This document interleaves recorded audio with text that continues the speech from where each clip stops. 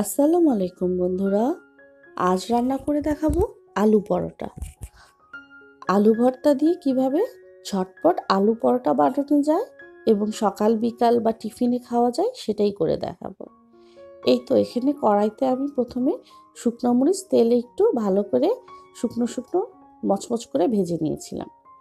তারপর এটা মাটির বাটনাতে একটু লবণ দিয়ে খুব ভালো করে একটু বেটে নিচ্ছি।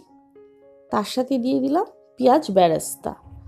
আপনারা চাইলে কাঁচা পেঁয়াজ দিয়েও করতে পারেন, কিন্তু পেঁয়াজ বেরেস্তা দিয়ে করলে ফ্রিজে রেখে বা যখন তখন ভেজে খেলে কোনো গন্ধ করবে না। এই তো এখন আলুটার সাথে খুব ভালো করে মিশিয়ে নেব। আপনারা চাইলে শুকনো মরিচের বদলে কাঁচামরিচ দিয়েও করতে পারেন। এই তো খুব ভালো করে এখন আলু ভর্তাটা লবণ, শুকনো মরিচ আর পেঁয়াজ বেরেস্তা দিয়ে মেখে নিয়েছি। আর এখানে আমি ময়দাটা আগেই মেখে রেখে দিয়েছিলাম। সামান্য পরিমাণ লবণ, তেল আর ঠান্ডা পানি দিয়ে ময়দাটা মেখে বেশ কিছুক্ষণ রেখে দিয়েছিলাম। সেখান থেকে এখন ছোট ছোট করে লেচি কেটে নিয়ে এখন আমি এরকম করে সবগুলো আগে গোল গোল করে রেখে নেব। এরকম আগে সবগুলি বল একসাথে করে রাখতে হবে, তাহলে পুরিগুলি কিন্তু বা পরোটাটা ভালো হয়। এই তো এভাবে খুব ভালো করে একদম, আর কাইটা কিন্তু খুব নরম হতে হবে, শক্ত হলে হবে না। এখন আমি প্রথম লেচিটা নিয়ে তার মধ্যে আলু ভর্তাটা দিয়ে দিব। লেচিটা যেই পরিমাণ হবে তার চেয়ে অর্ধেক হবে আলু ভর্তার পুরটা। এই তো পুরটা এখন খুব ভালো করে ঢুকিয়ে এখন আমি মুখটা বন্ধ করে দিব এমনভাবে যাতে ভর্তাটা বের হয়ে না যায়। এভাবে কিন্তু আমাকে সবগুলি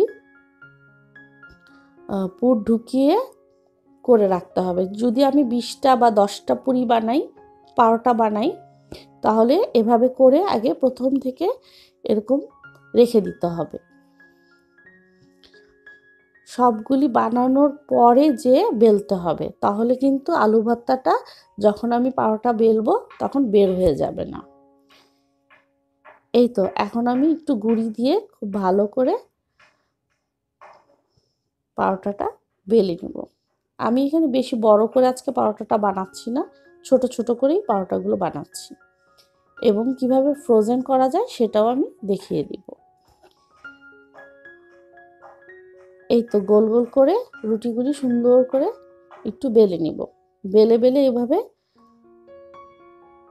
ছড়িয়ে রেখে তারপরে একটার পর একটা প্লাস্টিক দিয়ে ফ্রোজেন করেও রাখতে পারি, আবার চাইলে হালকা ছ্যাঁকা দিয়েও রেখে দিতে পারি ফ্রিজে। কাঁচাও রাখা যাবে, আবার ভেজেও রাখা যাবে হালকা। এই তো একটা একটা করে এভাবে আমরা পরোটাগুলি বানিয়ে নেব। সেমভাবে কিন্তু আমরা পুরি, ডাল পুরি বানিয়ে নিতে পারি।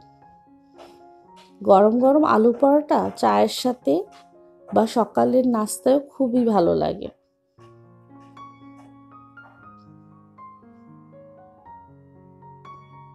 এই তো আমার পরোটাগুলো কিন্তু বানানো হয়ে গেছে।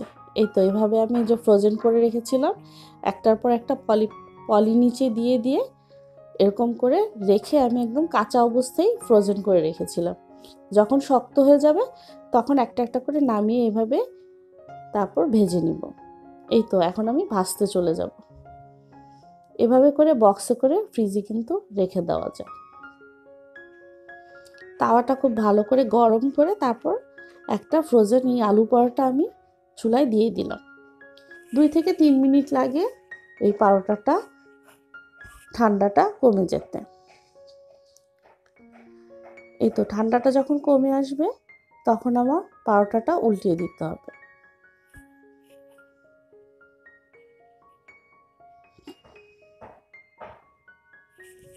আমি এখানে আগেই তেল দিয়ে নিয়েছিলাম সামান্য, তাহলে উল্টাতে সুবিধা হবে। তারপর তেল দিয়ে খুব ভালো করে চেপে চেপে চেপে চেপে ভাজতে হবে। এ সময় চুলার আঁচটা কিন্তু মিডিয়াম থাকবে। বেশি হাই হিট দিলে কিন্তু চুলার আঁচ পরোটাটা পুড়ে যাবে এবং শক্ত হয়ে যাবে।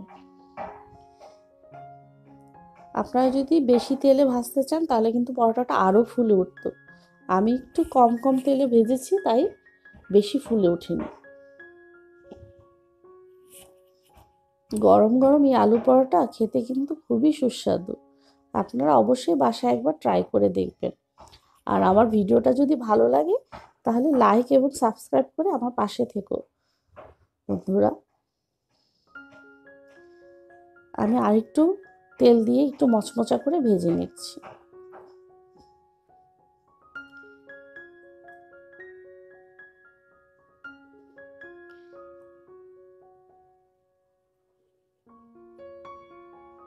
এখানে আমি আরেকটা আলু পরোটা নিয়ে নিলাম। এই তো এই ফ্রোজেনভাবে আলু পরোটাগুলো ভাজতে কিন্তু মচমচা হয় তেল দিলে।